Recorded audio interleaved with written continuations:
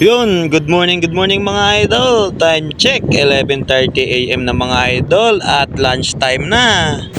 Samahan niya, Mga idol, samahan ko nung walang iwanan. Kain. samahan walang katulad. Yan, dito lang kami sa bubong magla-lunch. Lunch break. Ulam natin oh. Wait lang, di pa nabuksan.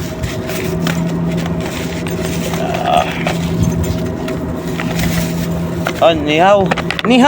Inihaw na baboy. Meron nga pala ako ditong 2 kilo na karne ng baboy mga idol. Bali nakababad yan ng isang gabi na marinate na natin. Kaya pagising natin ng 4 AM ng umaga mga idol, sinimulan na nating iniihawin yan. Bali 2 kilo yung mga idol kasi hindi lang ako kakain. Bali yan na rin yung ulam namin dito sa barracks. Libre ko na yung lahat naming kasama dito. Pasko naman. At syempre masisira din yan pag hindi natin lutuin. At syempre kung may sobra yan yung ibabaon namin for lunch. Kaya napakasarap nito mga idol. Inihaw muna tayo. Gamot daw to sa high blood. Kaya shout out may mga high blood dyan. Mga idol, pork chop. Yan. Pusong dati. Ito yung inihaw ko kaninang madaling araw para may pang umagahan kami at may pang baon pa for lunch break. Tsaka totong dukot. Ano ba sa Tagalog dukot? As Tagalog dukot siya. Niyog. Kain. Niyog ko no, niyog. Nandito kami sa bubong. Ayan. Tara. At ini-enjoy nga namin yung lunch break namin dito sa taas ng bubong mga idol. Kasi nga, napakasarap ng hangin at napakaganda pa ng view dito mga idol. Kaya sulit talaga, parang nagpipiknik lang kami. Hindi halatang pagod mga idol o hindi halatang babad si init. Pero okay lang yan mga idol. Importante, may trabaho tayo ngayong araw. At siyempre, may income tayo ngayong araw para sa pamilya natin. Kasi nga sabi ko kahapon sa vlog ko, nag-iipon tayo para sa vacation natin pag-uwi ng Aklan. At pagdating nga ng 12:30 mga idol, nagpahinga lang ng konti.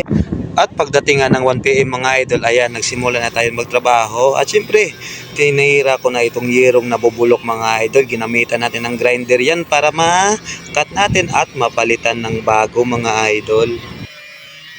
At pinagtulungan na nga naming 4 yan mga idol. Siyempre kami pa rin to, yung Team Aklan mga idol. Siyempre dito pa rin kami sa Santo Tomas, Batangas. At ito na mga idol, kinuha na rin namin yung styrofoam dito.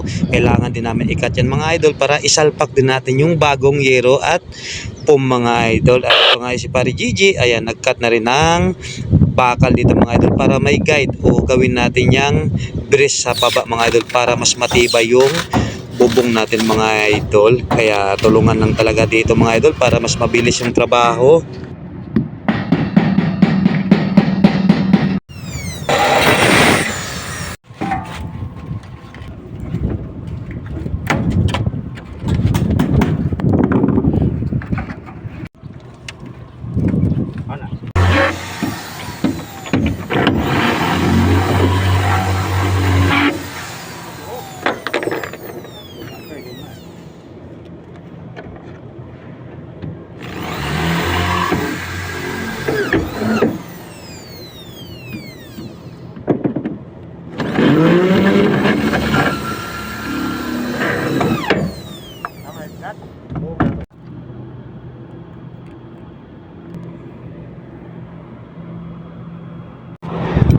At ito na nga yung gawa namin ngayong hapon mga idol. Ayan. At siyempre yung time na to mga idol 5 PM na mga idol. Kaya nagre-ready na lang kami bumaba. At siyempre time to rest na mga idol.